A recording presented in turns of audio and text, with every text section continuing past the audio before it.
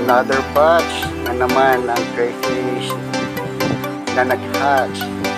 Tatlong buried, kaso lang hindi ko na video yung isa, kaya yung dalawa lang.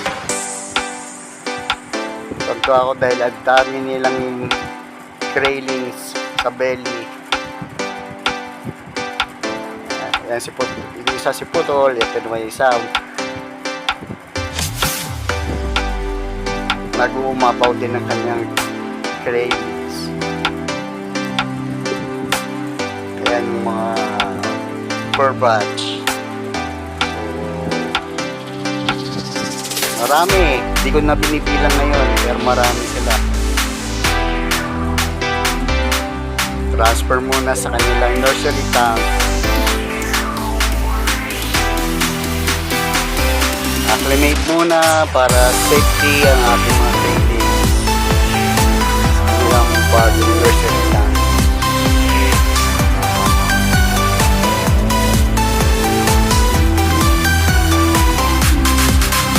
Tapos ipagpag, balik sa breeder's tank.